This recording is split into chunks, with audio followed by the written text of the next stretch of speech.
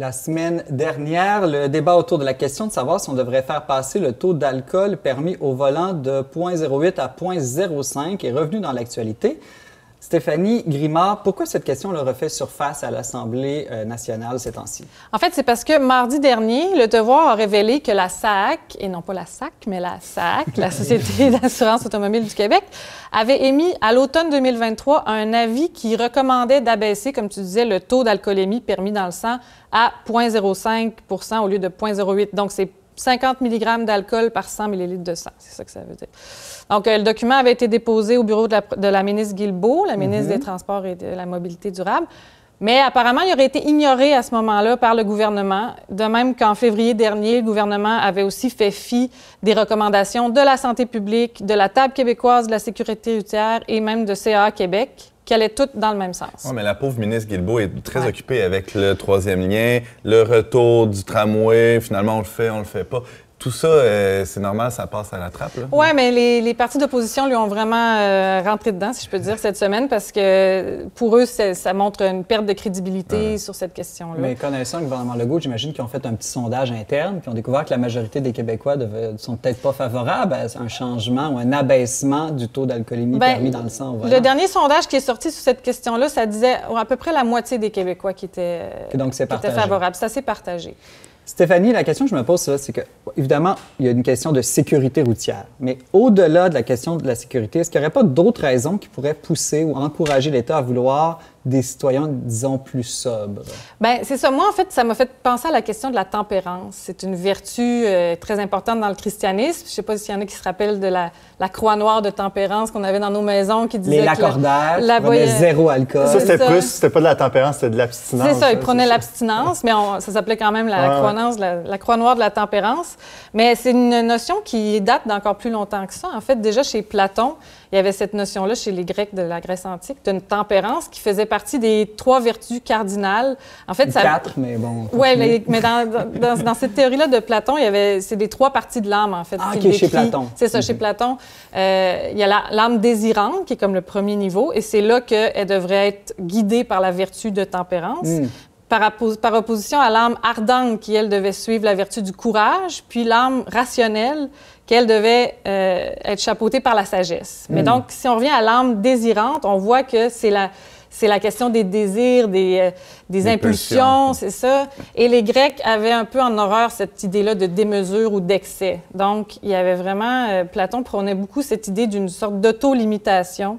Maîtrise de soi. Maîtrise de soi, se garder dans une espèce de retenue.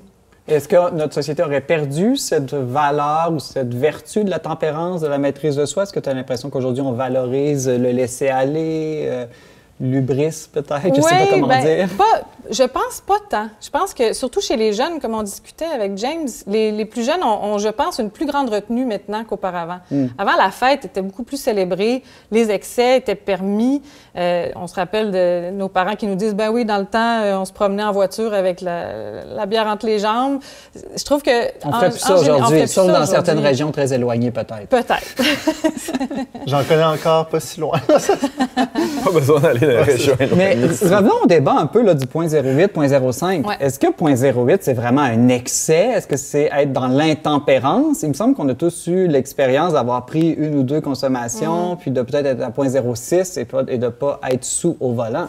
Mais en tout cas, si on regarde les études, ce que la science a démontré, ce que la SAAQ met de l'avant, c'est que justement, dès 0,05, toutes nos facultés donc, qui nous aident à maîtriser un véhicule, que ce soit la distance de freinage ou la capacité à percevoir les objets en périphérie, toutes ces habiletés-là commencent déjà à diminuer à 0,05.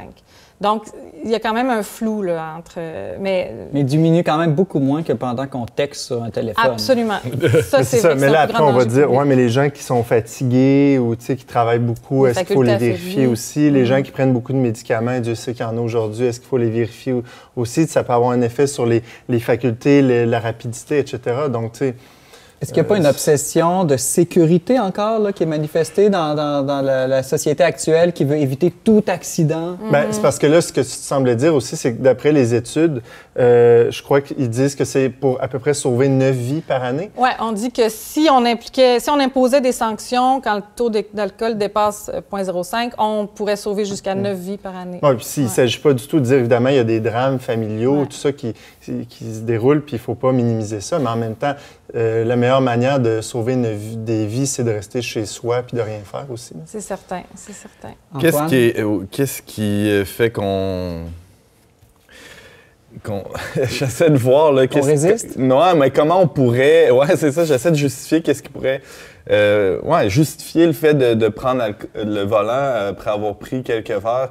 Il existe tellement d'alternatives. J'essaie de voir, là, non, mais il y a où le problème? Il y a beaucoup de... Un des arguments qui est soulevé, c'est de dire, ouais, mais il y a beaucoup de pays dans le monde, puis notamment en Europe, où la limite est 0,05. Mais excusez-moi, mais en Europe, l'urbanisme n'est pas fait de la même manière. Ici, c'est facile pour les gens, avec les transports en commun, tout ça, de même marcher. Ils ont un pub de quartier. Oui, c'est ça, d'une part. Ici, l'utilisation de la voiture fait que tu peux pas aller chez du monde. L'enjeu est encore plus, disons, criant ou important en région. C'est ça que en région, tu disais, il y a beaucoup d'alternatives, pas tant que ça. Ça dépend de tu vis où. C'est pour ça qu'il y en a qui disent que la CAQ est très réticente à changer cette limite-là parce que, surtout pour les députés qui représentent des gens en région, ça pourrait moins bien passer parce qu'eux n'ont pas ces alternatives-là. Ouais. Je trouve aussi, c'est toute la question, c'est de voir comment, c'est beau dire c'est ça les limites, mais comment personnellement on fait pour le savoir?